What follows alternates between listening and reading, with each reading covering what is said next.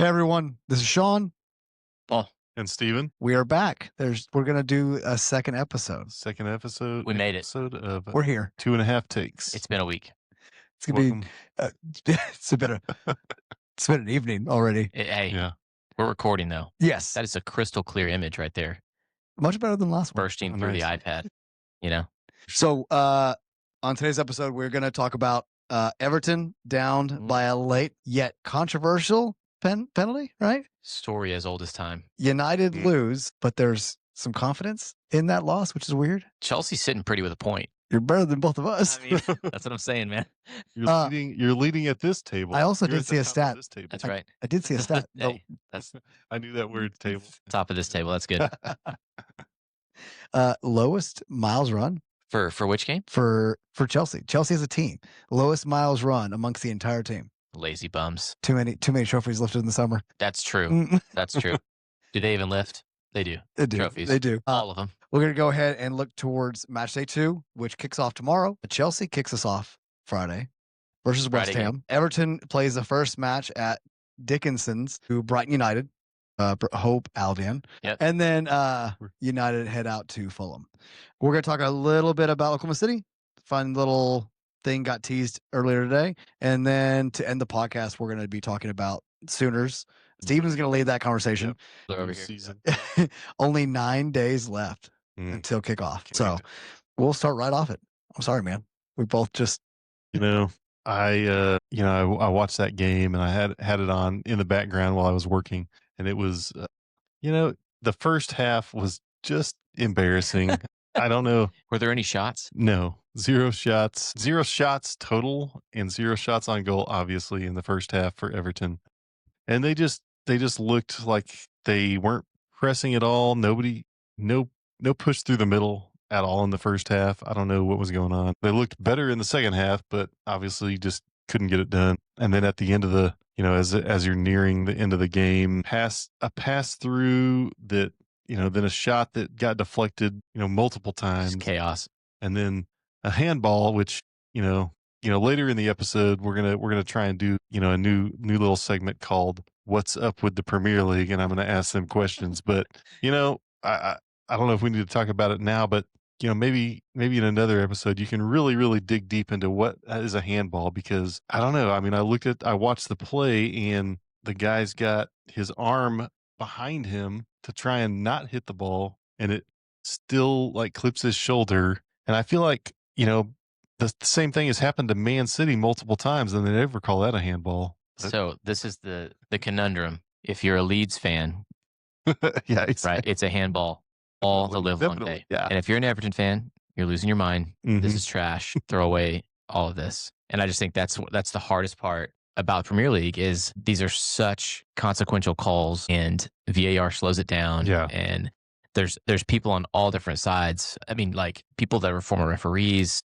pundits, commentators, and it's just, we're sitting here talking about it, and it's like there's not even consensus with the commentators. You know what I'm saying? It's just wild. Well, the frustrating thing too is I feel like Pickford was there he was in the right position. it wasn't a shot that like he needed to be there to block his pick. Yeah, so if it wouldn't have hit him, then it wouldn't have. Yeah, right. It would have gone straight to Pickford probably. Yeah, right.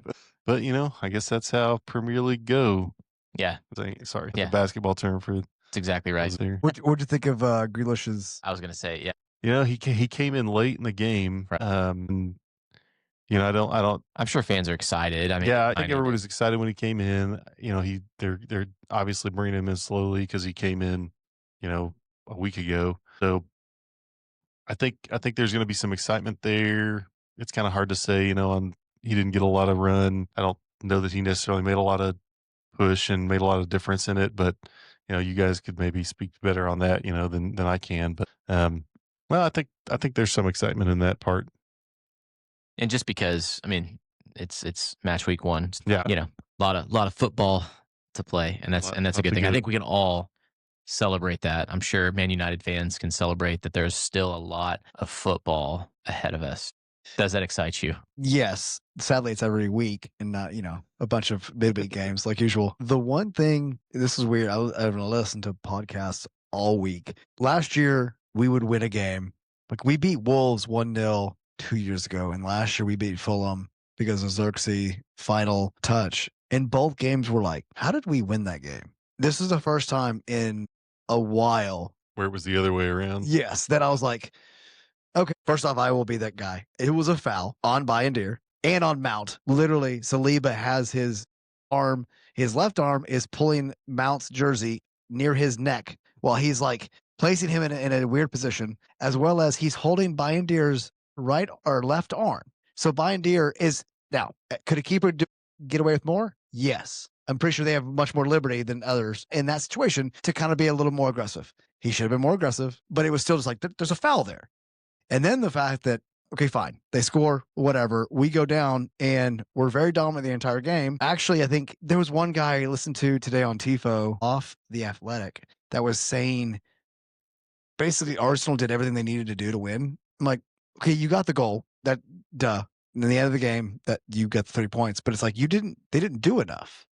Like, and realistically, they didn't do enough. And then again, Saliba fouls Cunha in the box, 87th minute. Cunha couldn't plant his left foot because his left foot was taken out from under him. So he can't receive the ball. And VAR doesn't even go look at it. That's the thing. You would go look at it and explain to me why it wasn't a penalty. Fine. Yeah. But you don't go to it at least. That's where I have a problem. My lonely opinion. That's where I have a problem. No. That's where it's confusing. I think this is across sports. It happens in the NBA. It happens in NCAA football. Oh yeah. You're just like, who is choosing to review the plays? Like, how does this happen? You know? Yeah. You look at stuff in NFL or college football and stuff, and they review some things that you're like, that are the most, like, they don't have any bearing on the game. And then they don't review things that are extremely important. And you're thinking, this would have been maybe one of those ones. I wonder if they start in the EPL doing something of a coach's challenge. I know what that's an American thing. I would hate it. Pep chunking the red flag into the like Bill Belichick. He just has his hand on his hip and just slams it down. Just punts it. He punts it into the field. I wonder because I just feel like at least with that you're dictating you have some level of control, because at this point it's like it's whatever the ref deems appropriate, if he's going to look at it or not. Is this a situation where you're challenging because they didn't look at it? Yeah. Okay, if you're saying that, you're like, hey, no, I want you to go back and look at this. And you get one per game, right? Yeah. If you are unsuccessful, you lose it or whatever. If you're successful, you gain it, keep it or whatever it is. I don't know the exact specifics of it, but I just think that would give a little bit of prowess to the coaches. And to me, there's a lot of things that happen that I think they've tried to move it this way in the NFL and in college football, is that things get reviewed in the booth. Yeah. No matter what, so somebody's looking at it. Someone's always looking. Somebody's looking, and if it's an egregious error, then you make that correction. Sure. If it's close, then you just kind of go with it. And, then there's a challenge, then there could be something in there. But yeah. There's. I mean, I could see that. I mean, we kind of already get that now with offsides. That's essentially, with the new technology, it's already getting, pretty sure some of it's being checked automatically, not by human eyes. It's actually a system. And then, I mean, it's like a goal now. It's like when you're playing FIFA. Yeah. Yeah. Which is all, it's crazy. Chelsea, like, how did you feel? Chelsea. Oh, I mean, after last week's pod, very high on them, right? I still am. I still think, they released 3-1. I thought they would. Yeah, I do too. They released their third kit earlier today. Yeah. The vibe, it's so clean. It's so clean. Reminiscent of their 04-05 Premier League title winning season. I think it's awesome. I love it so much. But I think that there's, and when it comes to the VAR talk, the one that was basically called in Chelsea's favor, I was like so confused because I hadn't seen that before. Essentially, the Crystal Palace player was too close from the kick or whatever, and it's some kind of new new rule. And I'm watching and I'm just like, because it was because it was a great kick. It was a penalty kick, or it was a free kick outside the box. And the guy leans and pushes into the wall or something like that. Which, again, this stuff happens all the time. That's why I'm like, why are they calling that? Like, that people are pushing all the time. People are touching all the time. You were talking about the goalkeeper earlier. It's like, the goalkeeper has such a hard job, because it's like, there's all forwards can always bump into him, but as soon as you like throw your hand out and maybe you hit someone's cheek, or you're trying to protect yourself. Well, the penalty is a penalty kick. If a forward fouls a goalie, it's like, oh, it's just a free kick or whatever. Yeah. The consequences are severe. And so, yeah, I was with Chelsea. I was like, it's massive relief, like, and I still think that I think Chelsea maintained 75-80% of possession the entire game. And so pretty standard. That's not what, but it's just confusing. It's just, yeah, it's like, I would love to win, but you take a point from the first week. It's like, okay, let's reset. And we should handle West Ham. Cole Palmer should have 2 or 3 goals in this game. I mean, he should be doing the Cole Palmer celebration, the chili, Trae Young, all that. So is that where he got it from? Did he get it from? I don't know. I mean, I think is that Oklahoma State way? think Trae Young has been doing it longer than Cole Palmer. Yes, but I haven't heard if Cole Palmer has given any kind of accolade or credit to. We should get him on the pod. We should bring him on the pod. Friend of the pod. Friend of the pod. Absolutely. Don't get him started again. But I'm not mad about a Cole Palmer Trae Young comparison. I think that's fantastic. It's awesome. So when it comes to other teams this week, is there anything that stood out from, I don't know, like Man City looked I don't know what happened good for that team, for Liverpool. I don't know what the teams that should have won outside of they took care of business, and I'm just like, that's just because they're well coached. They're good teams. Sunderland won. Sunderland won, which was one that Sunderland and Leeds both won. Yeah, it's wild. Was probably very unexpected. Which Sunderland has put in 140 million pounds, I believe, so a little more in dollars. So they have invested to stay up. Yeah, which is I think one reason why I still say they're going to stay up. Yeah, no, I respect it. Well, yeah, if you put the money in, typically you're gonna. Fulham's done like those guys 0.4 million. So, oh my do I even care? Fulham just gets their money in and they drop out and then they get their money. So I was trying to look at some goals and stuff. It was the Spurs, and did you see the Richarlison goal? Yeah, he's phenomenal. Gosh, I'm like, I miss having him on Everton so much. And a lot of times he was on Everton. He was that would guy create magic. Yeah, he was just that guy that could come in and make that goal happen. And like a couple of those, you don't think there's any way that he's going to be able to get a foot on the ball to be able to make that goal. And he had 2 goals that were just amazing. Yeah, absolutely. Yeah, he's so good. Yeah, he's fun to watch. But I look back and I'm like, oh man, well, Everton's they don't have Calvert-Lewin, they don't have Richarlison. Yeah, they kind of. Do they still have Leighton Baines? Is he still on there? I don't think so. I'd have to look at the Seamus Coleman. Seamus Coleman. I'm pretty sure he's still on there, but I don't know if he's playing as much. Yeah, maybe overreaction. One game in, right? So we're going to crown everybody every which way. Yeah. Wolves, West Ham, Burnley, Brentford, Bournemouth, United are 15th. We're not going to talk about that. What's Chelsea sitting at? 10? 11. 11. Okay. 11 with a point. Oh yeah, right. And so they're actually, I guess just because Villa they're doing it by alphabetical at some point. Right. Because with Everton, well, I guess Everton and United both lost by 1. Everton's sitting above us. But out of the bottom 4. Brentford, Burnley, West Ham, Wolves. Do any of them, at least one has to stay up. Which one do you feel more confident in staying up after one game? It's always fun to ask. So Brentford, Burnley, what were the other? West Ham and Wolves. And Wolves. West Ham, Wolves. And who stays up? That's what you're asking? Out of those 4, who would you like? After one game, who would you say stays up? How long has West Ham been up? It's been a minute.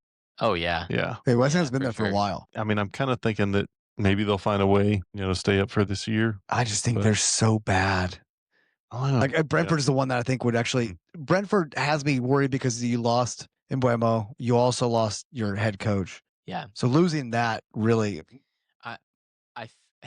it makes me sad. But just seeing what Sunderland did to West Ham last week. I mean, I don't know how West Ham.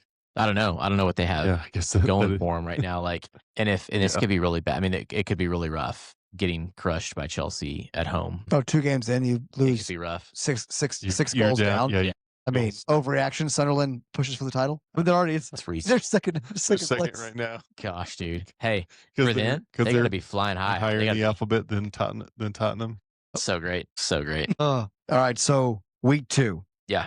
We've already kind of talked about it. So pretty handily, you're thinking 2-goal win? I feel like Chelsea is sorting some stuff out. But man, this would be the one where it's like they go off 4-1 or Cole Palmer gets a brace. You've got Esteval. You've got João Pedro, Pedro Neto. So I just feel like those goals are going to get dropped in, and it's going to be it should be pretty handily that we walk away with 3 points for sure, multiple goals. That's what it feels like. And I think Cole Palmer, I think it was on social media, but just said, you never want to tie, but there's more to come this season, So was that at home? we tied at home, yeah, because it was like the Club World Cup, trophy presentation. They got the patches on their jerseys, like so.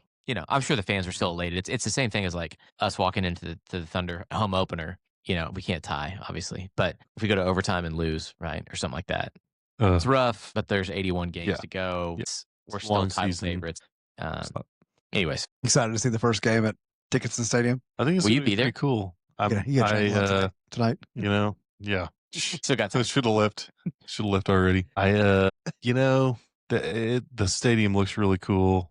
It's quite a bit bigger. I mean, I think it's like 10 or 11,000 or 10 to 15,000 seats more than what Goodison was. So I think it's going to be pretty cool. It's going to be a cool experience. I'm not real high on them right now, but I'm assuming we're going to draw. But get excited for the draw. I should. But I don't know. We'll see. Yeah. They have some cool home kits. Some good drone footage, I'm sure. Yeah. You going to Craven Cottage? Is it at Fulham? It's at Fulham. Dude. That's the most expensive stadium to go to.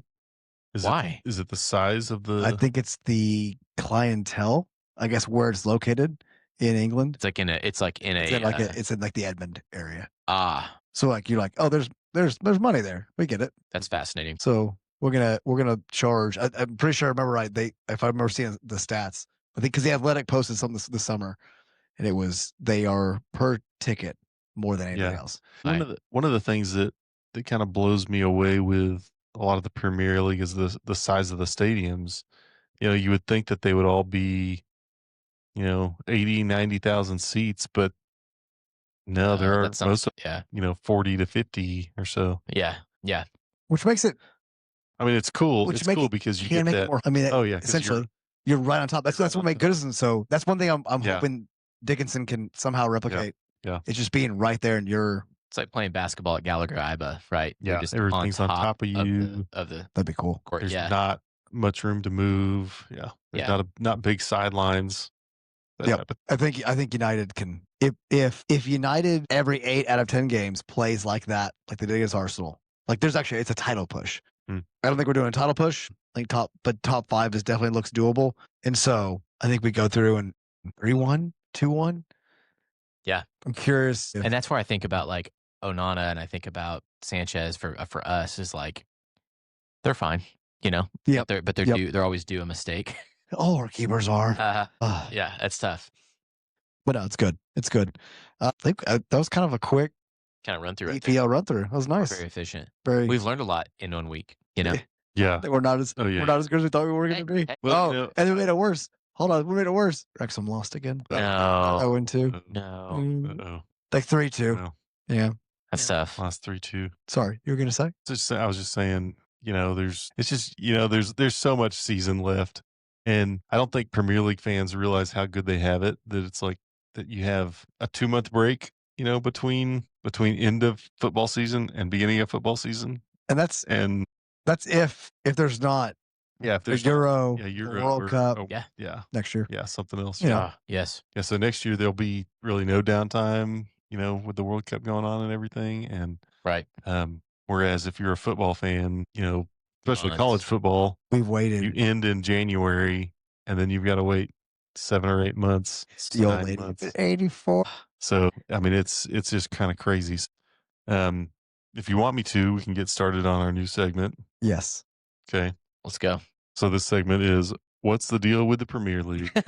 So this is kind of a thing for people that are thinking about getting into the Premier League, or kind of really don't have any clue what's going on with the Premier League. And so today we're going to kind of talk about, exactly what the Premier League is, some basics to know about the Premier League. So first off, like whenever you're talking about the Premier League, what exactly is the Premier League? What country, how many teams are in it?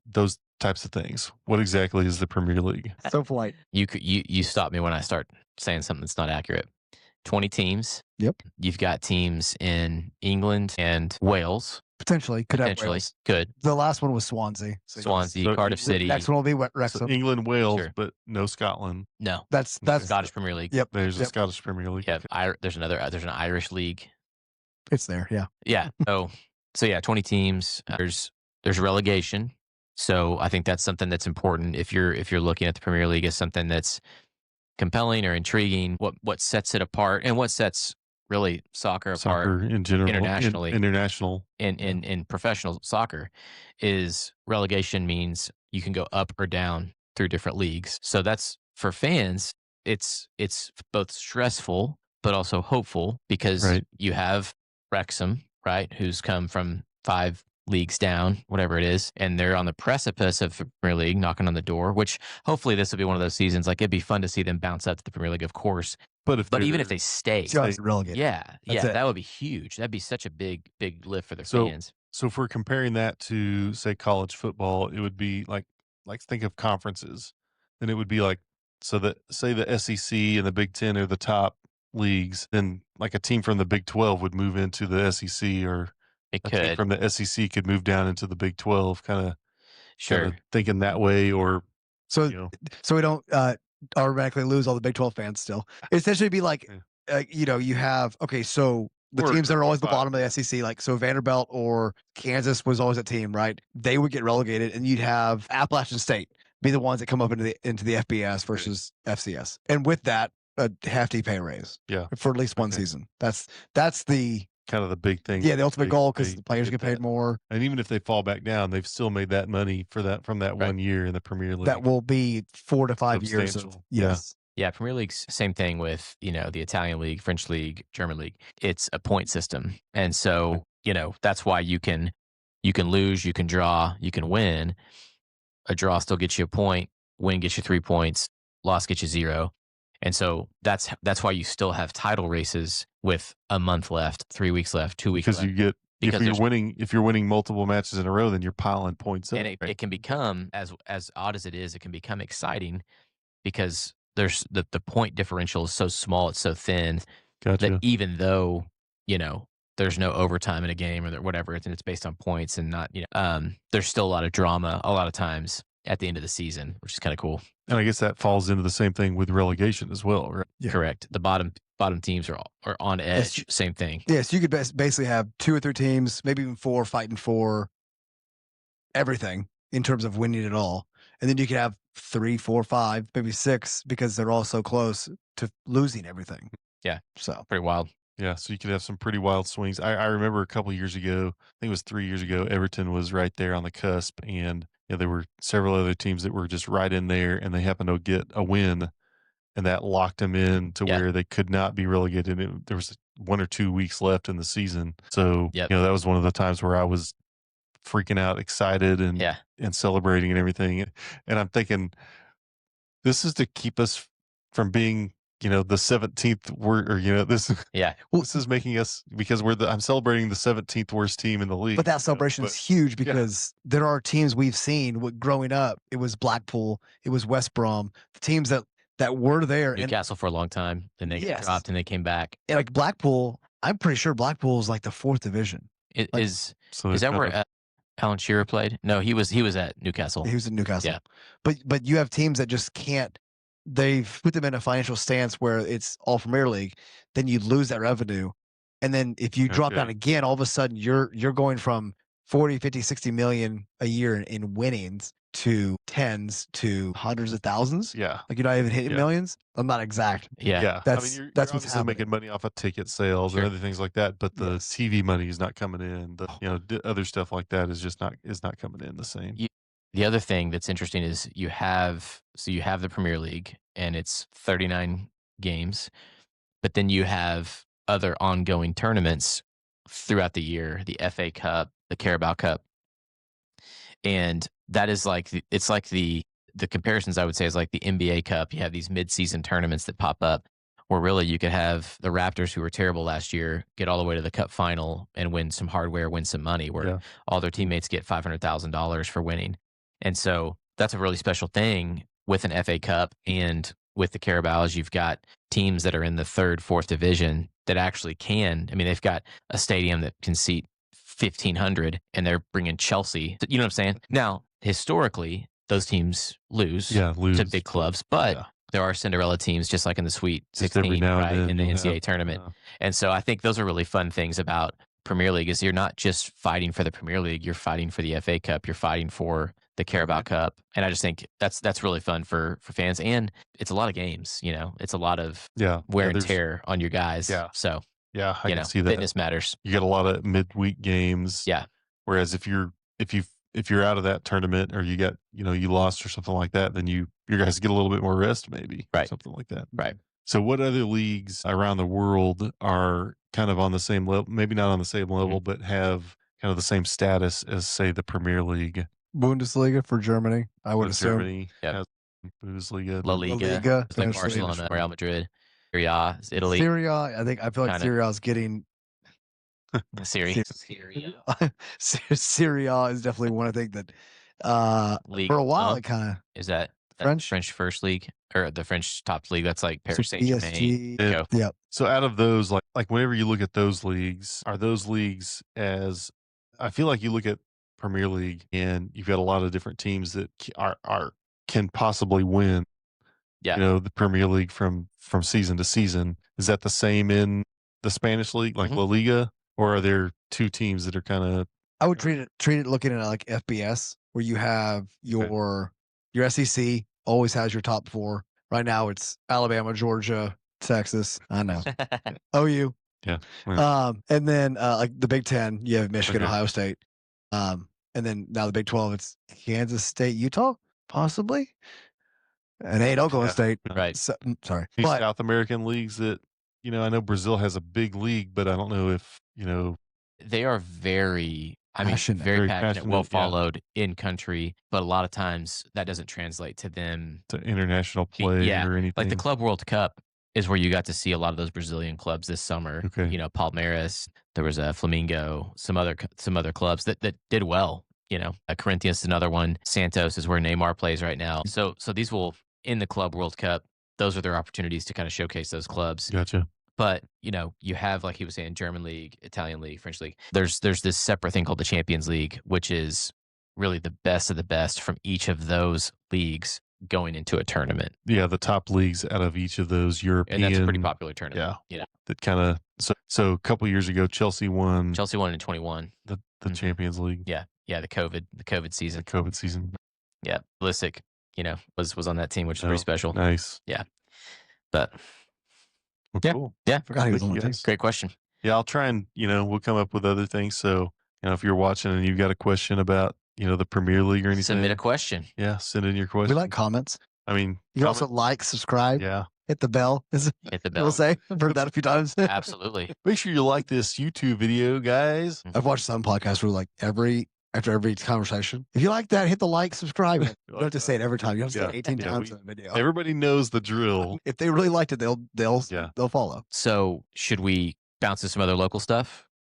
Does that sound reasonable? You mean like a beautiful new kit? That's what I'm saying. Not the Chelsea kit. Sorry. The OKC kit. City edition jersey. Fantastic. Got dropped. How are y'all feeling? So the one that is the previous one, was that the previous one that is similar to this one? Was that 2017? 16, 17. I might have been Russ MVP. The baby blue. That was my favorite one. I have a hoodie with it on there. Yeah. That was my favorite one maybe until this one came out because this one just looks awesome. Yeah. Someone said, should this be our... It should just be our jersey. We should just...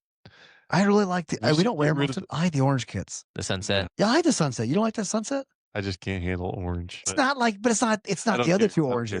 It's like a bright orange. Like a sunset. Yeah. It's like Oklahoma sunset.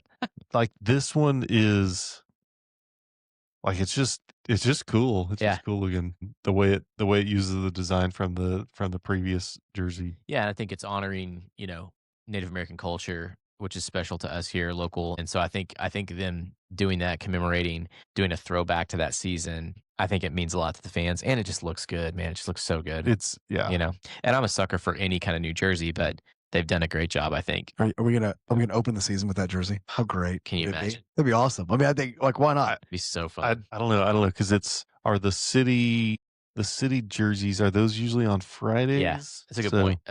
They'll put the those are designated days. Typically, it's Friday night. It's like a Friday night games. Yeah, home games. That they Yeah, that they pull and they'll change the board out. Things. Yeah, it's pretty cool. So, I mean, it's hard to watch games, whenever when you don't want to pay for, not this again. No, dude. I had so much hope. They put that graphic out that was like games on Prime, games on Peacock. We talked about it. Games on ESPN. It's like, oh, this is so great. And then it's like, yeah, but those are the nationally televised. Yeah, you're still going to be on FanDuel. So what makes it worse is, so last year we had like what, maybe four games that were national televised. Yeah. So you could justify like, okay, I'm paying $20 a month. This is stupid because your app is terrible. It's so bad. But when I do get 3/4 of the 4 quarters of that many games, now there's less, and I'm still gonna be charged. There's going to be, there's going to be they're going to spread it out to where every month there's like there's like 5 or 6, national televised games, and then 4 or 5 non-nationally televised. So you're going to have to, pay for it every single month. Back to the city edition. What did y'all think of the court? I thought it was cool. It was a dark blue and like an orange highlight, kind of like a little bit. Yeah, like it was a perimeter. Yeah. While we're talking about the jersey and the court, I'll throw this up right here. I like that. I'll do that. Yeah, it's good. Nice. Ours wasn't as blinding as some of the other ones. What do you mean? It was blinding. I want to say like maybe Miami, maybe Atlanta, one of those teams that had bright red. I mean, it was crazy. Like, yeah, you know what I'm saying? I typically like the one that still looks like a basketball court. Yeah, that's kind of what I like for sure. And I feel like they kind of tried to stick with that when they did that. So yeah, if you find it, Shaun, like it was like you could almost see the reflection off of fans' faces. It was so red. I want to say it was the Heat or the Raptors or the Hawks or someone with some bright red. Yeah, so the OKC version, really, I mean, it just looks like the OKC version is just like a regular looking court with, the logo in the middle and then a darker blue lane. See, that's clean. Yeah. So this year clean. It was all blue. Yeah. Which can be disorienting. It was a little hard to see. That's my thing. Is it's just kind of disorienting, but that looks pretty clean. I'm liking all these kits. Well, who calls them kits? What a I know. Jerseys. It's like I'm sitting next to two, I'm sorry, British guys over here. Like I'm pretty sure Paul in the last episode called it the States, a few times. Just trying to get to my heritage. Back in the States.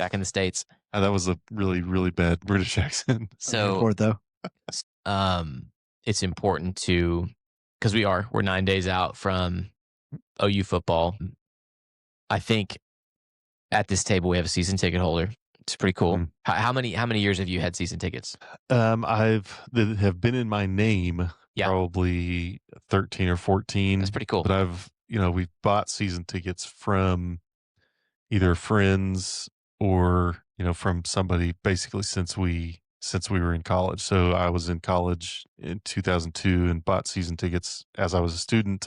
And then when I graduated, I put my name on the waiting list to get season tickets, but then we would always find season tickets that we would buy from somebody. Yeah. I mean, I've basically gone to almost every game since 2002. Yeah. I remember actually I was with you when you found out y'all officially got your own tickets. Yeah. We were up in Tulsa and I was like, because for me, I'm like, I'd been to games. Actually, I was going to OU or about to go to OU at that point. I'm like, I like football, but all right. And then pure joy coming out of your face. It was so great. Happy.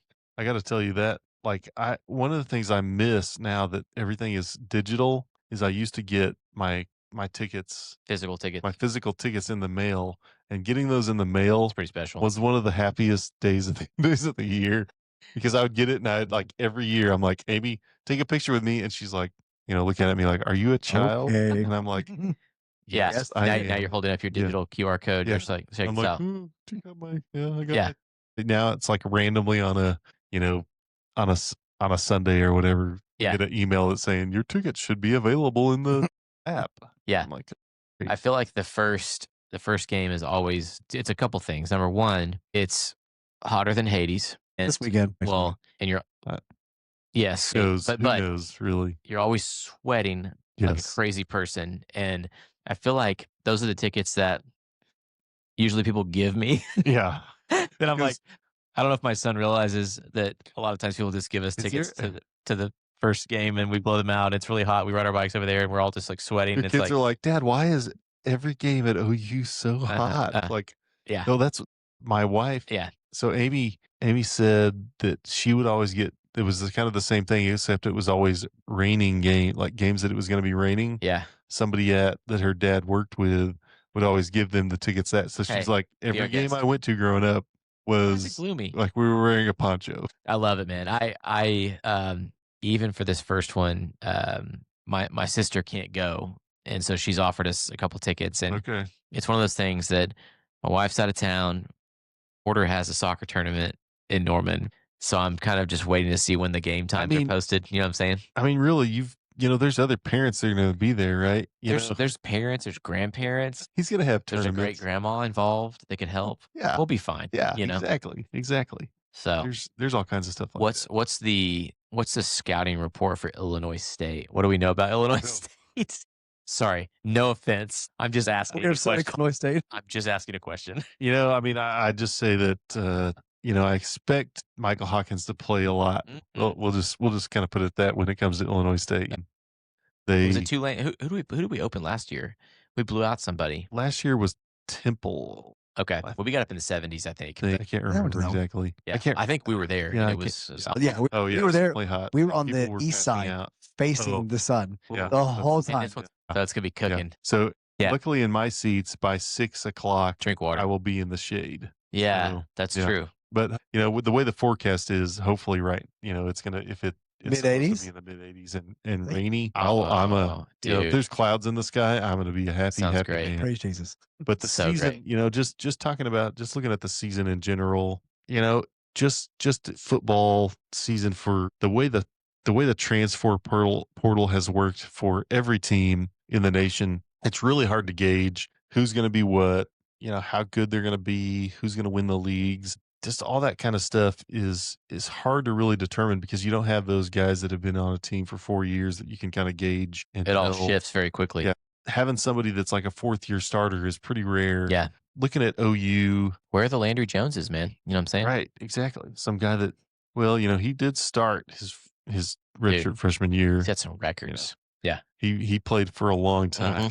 I don't know if you guys have watched any, paid attention to any of the other podcasts. I watched the Oklahoma Breakdown quite a bit and listened to it while I'm working and stuff. And, it seems like last year where we were looking at a ton of injuries, when it came down to all the different injuries, I took a screenshot of something from a couple months ago that was talking about all the injuries that we had. Could we barely field wide receivers? That's that was deal. Yeah. So these were basically starters that were injured at one point for one of our games, one of our big games. I think This is last season. We had 1, 2, 3, 4, 5 wide receivers that would have started. They were out, and then 1, 2, 3 offensive linemen that would have started that were out during this game, and 2 defensive backs that were out for this game, and then a running back. So, Man. we're talking about especially if you're looking at offense with 4, say you start 3 wide receivers, so that's 3 guys, and then 3 offensive linemen. So 6 out of your 11 guys on that side of the ball are out. Yeah. That would be starters. Yeah. I mean, it's not going to be good, and so that the entire year was like that. Right. It's a weird time. Yeah. So that's why I kind of have some hope for this year. There's a lot of uncertainty, but the injury bug doesn't seem like it's been there. How many games is OU winning? What would you be okay with? Like if you, as a fan, season ticket holder, where are you sitting comfortable? I would probably be disappointed if we didn't win 9 games this year. Okay. Which with our schedule, I think is. And that puts us at 3 losses. Yeah. So 9-3 in the regular season. Yeah. Well, in the expanded playoff, I mean, that's best conference. I mean, that bodes well if we can win 9 games. Yeah.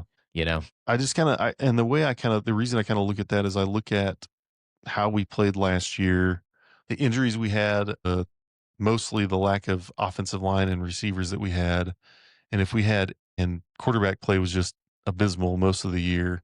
If we had any, not even a great defense or great offense, if we had a top 50 offense, we probably beat Ole Miss last year. We probably beat Missouri last year. Ole Miss, Missouri, South Carolina? We lost to LSU, didn't we? We probably do beat South Carolina because the way the South Carolina game was, we were down 21-0 off of 3 unforgivable turnovers. That, and then even Tennessee, that big Tennessee game, wasn't that like we just kept giving the ball away the second we got the ball? I mean, I would say, like, to me, I would look at it and I would say, I think Missouri and Ole Miss, I think we definitely win. But I also can see that. I think that we're in contention with Tennessee, and we're in contention in Tennessee. Yep. We're in contention against South Carolina, and we're in contention against LSU. I mean, those 3 games right there with a quarterback that doesn't make just absolutely boneheaded mistakes, whether it Auburn's was problem, not our problem. Well, I mean, like even Hawkins against South Carolina, he got pulled after the That's third, true. We were down 21-0. And some of that's on the offensive line. Your offensive line is a Mod Podge of. But a lot of it too was on a offensive coordinator that we had at the beginning of the season that had no plan. He had no game plan. So now we pulled. Am I right? We pulled the offensive coordinator from Washington State and the quarterback. Yeah. So how do we, for someone who has not followed since the offense? So the quarterback, John Mateer, he looks like he's got a lot of really good. Now seeing it happen in the SEC is going to be different, but looks like he's got a lot of crazy qualities. He looks like he can read defense as well. He can scramble. He's a great runner. So is he like a Baker? Is that what we're saying? That type of runner? I would say that that's the style of play that Johnny Manziel. He'll run when he needs to. He won't when he doesn't. Stuff like that. He's not like Kyler Murray would take off no matter what. His first option was this run. He was insane. Yeah. So we're going to be looking at a lot of that, and I think that having a quarterback that has some experience and that is more mentally prepared, and then having an offensive line that's not a total sieve, then having a guy and then just in general having an offensive coordinator that's going to have a plan. I think offensively we should be miles ahead of where we were last year, and just because of that, we're going to be in a much better place. And then looking at the rest of the league, I'd say the SEC had a lot of teams last year that had longer term quarterbacks that are gone now. I mean, Ole Miss had a quarterback that was there for several years. Same thing with Missouri. There's going to be, like, right now, I say LSU has the best quarterback maybe in the country, them in Florida, and there's just a lot of teams around the country. I'm trying to think. I think Michigan has a new quarterback. Ole Miss has a new quarterback. Yeah. Ohio State has a new quarterback.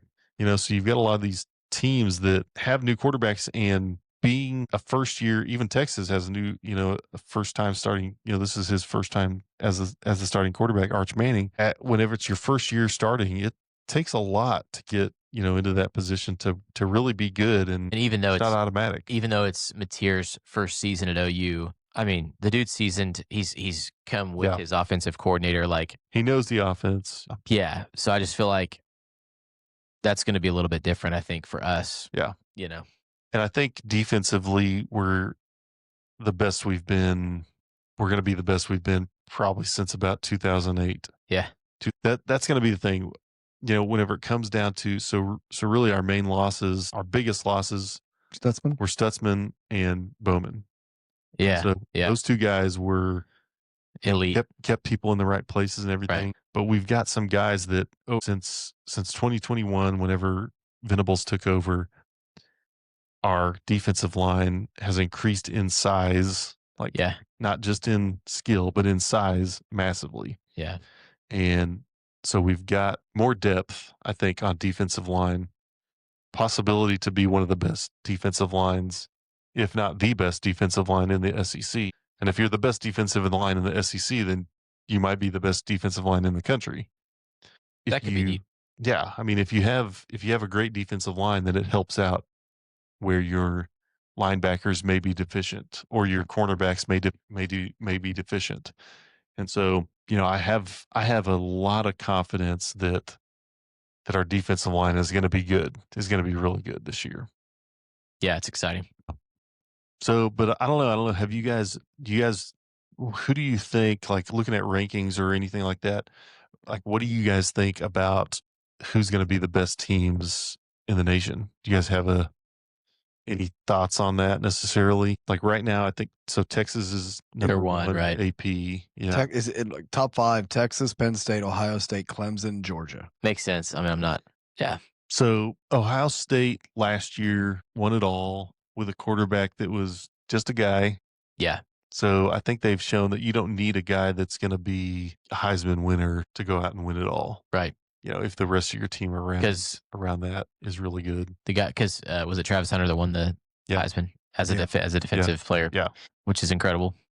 Both he played both ways. Yeah. Both ways, yeah. Offensive and defensive player. Yeah. I mean, I think it's more dramatic if Texas holds that one spot till Texas, right? I think we want that. Yeah, I mean, if OU can beat Michigan, then they'll be in a great position to then when they play. Because we're 17? Yeah, 17 or 18. I think 18. 18. Okay. So, yeah, Auburn will be our first SEC game week 4. And then in 2 weeks after that, we'll play Texas. You know, we've got a really good chance to be undefeated if we can beat, we can beat Michigan. What's crazy is, at least on the NCAA Associated Press, they'll put like the rankings and then they'll put in parentheses how many each got number 1 vote. Texas had 25 votes. Penn State had 23 for number 1. And they're sitting at 2? They're sitting at 2. And then Ohio State got 11. I mean, it's 1,552 points versus 1,547 points. I just don't have confidence in Penn State. Not in their offense. I mean, their defense, it's always been like even the Big Ten, except for maybe Ohio State and sometimes Michigan, like they're offensive teams. But I feel like the entire Big Ten it's the old school. We're going to 3 yards in a cloud of dust. Yeah. Yes. 3 or 4 yards in a cloud of dust. Yeah. Yes. Yeah. I just, until Penn State can beat Ohio State, it seems like every year they're in that position to where they get Franklin, right? They kind of get grown. Yeah. James Franklin's still there. Yep. So every year they kind of get to a point and then they, once they play a really good team, then they get beat. But I mean, that's kind of where Indiana was last year. Yeah. Because Indiana didn't play anybody until they get in the playoffs. Right. Last year, first year SEC, we had a schedule that was just bananas. Brutal. And Texas is Texas. Did they do it this year? Is there now? No. Ours. There's still a cupcake. Theirs is still a cupcake. The first 2 seasons we play the same teams. That's neat. Just one. Oh, because one and away. Yeah, that makes sense. Yeah, the last like 5: Ole Miss, Tennessee, Alabama, Missouri, LSU. That's a run. I mean, we're going to be playing if by the end of the year at Alabama. Yeah, at Alabama. LSU's at home. Right. LSU, that's going to close out twice at South Carolina. Like we're going to have. Got to do it. Going to have some tough games this year. That Missouri game though. Hosting Missouri again. Yeah. That'll be a big game. Man, I hope we crush them. I hope we just dominate them. Who's the dude that played for Missouri that was eating his boogers on live television? Chase Daniel. Yeah. What a dope. I'm not going to defend him on that, but I would be that dope being the backup quarterback for the Saints for like a decade. That's the thing. Making all that money. He made a ton of money and never stepped on the field. So did Sam Bradford. Love it. His first year. Dude. Serious. But yeah. So, the SEC, I think the SEC is going to come down to, how good is Georgia? How good is Texas? How good is Alabama? And how good is OU? Yeah. Tennessee, I think, is going to fall off some because of their quarterback situation. He's gone, right? Yeah. Nico Trout transferred to UCLA, and UCLA's quarterback transferred to Tennessee. So they basically did a quarterback swap. A swap. Yeah. That's so funny, man. College football's weird. Yeah. So super weird. Especially now, man, with the way the transfer portal is and NIL. I think it's a cop-out. I'm just waiting for people to take their attention off of Chelsea, focus it on some like college team, team that's just going crazy over here. Yeah, but no, I'm looking forward to it. Yeah, I'm excited. I think it'll be really fun. Yeah, we got a week and a half. I'm preparing myself. I have a lot of hope this year. Let's ask game day question. Okay. Do you park in the same place every time? Do you have a place that you're like, I'm going to look there first? Yes. Where can you tell the people where do you park? You park in the president's driveway. So I have a set of spots or an area that I park at that I can park for free. but it's a walk. It's a little bit of a walk. Yeah. It's an every day. That's right. It's just east of Classen. Okay. A little bit. It's He parks the standard Uh-huh. and walks over. Yeah. No, not that far north. No.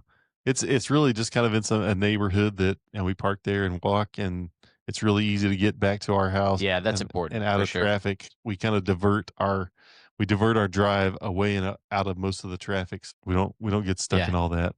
That's what's great about. I mean, we live a mile from campus, and so riding our bike to the dorms, essentially parking there and then walking. It's such a great setup. I'll probably just start, driving to just Paul's park at my house. Right there. Seriously, our new house is actually closer to campus than our old house. Yeah, exactly. That's fantastic. I just need to get a bike and leave it there. Yeah, hey, I've got an extra bike. Park there. Yeah. And then after the game, walk back or, ride back and then just hang out at his house for 2 hours for traffic to clear. That's right. That's what we used to, that's what people used to do when we lived at the Pickard house. That's a good spot. I wasn't there. No, you weren't around then. I was around. You were like 8 years old or something. I don't know. I always think I always feel like you're like 15 years younger than me. You're not. You're like 6 or 7 years younger than me or something. Wait, are you 35? 36. I just turned 36. Oh, so he's only old. 6 years. He's only 6 years younger than me. 4 years younger than me. So he's still a baby. But whenever I lived at the Pickard house, he was definitely still 16. I was at least driving. It's fine. Yeah, 15 or 16. Yeah. Driving both times. Yeah. Fine. So football season's coming up. We're ready. Yep. It's about to ramp up. Yep. I mean, lots of cool things. This podcast is going to be 3 hours long. Band is starting up for the kids and all that stuff. So I picked up all of his 6th grade. With the park right next to the church. They had that really nice, pretty one. Stuff for the kids. They're just like, put it on my tab. It's fine. It's whatever. Sure. Gosh. Put it on my bill. I know. Blakely she has 2 tournaments in September. 2, which I'm like local, like God, OKC. Yes. One's OKC, one's in Midwest City. But it's just like, why are we doing 2 in September? Like, why don't one September, one end of November? Yeah, something where it's like, I want to see progress. That'd be nice. Yeah. But still, it'll still be fun. It's fun. Dads being dads. You're going to spend dumb money on your kids. That's all you can do. Love you, Warner. Love you, Porter. I love the kids. Love you guys so much. I spent a lot of money on you though. I want you to remember that. Yep. Well, on that note, this is good. Yeah, you gonna send us out? Sure. Got anything else? Not any other sports going on that we really care about? I guess. Hold on. We did predictions, right? But what? No, we need to make predictions for this. Well, yeah, we kind of did. So just a little side note. Wrexham plays Sheffield Wednesday Saturday as well. Okay. So cool. First win in the championship. I hope, man. Here for it. I mean, you tell me. I don't know enough about all the. I don't know anything about. I don't. What Sheffield? My phone just said no. Yeah. Nope. Hold on. We'll get there. Standings. Just trying Everton, Brighton. Hey, 23rd. Be fine. So you're saying there's a chance? Wrexham's gonna be fine. They're gonna be all right. Hopefully they can get that win. Yeah. It's just they just need 1. The monkey off your back. They'll be fine. Yep. For sure. All right. Well, awesome. Thank y'all. Thank you guys. He's just not even here anymore. Yeah, I gotta lean in a little. We'll get this video settled out. But seriously, thank y'all for joining us. I got nothing else. Yeah. Yeah, good. Guess we'll see you next week. We'll see you next time. Figure out some outro. I do need to work on an outro. Yeah, I mean, but I don't know. Thanks for watching 2.5 Takes. We'll see you guys next week. I like that one. Bye. Bye.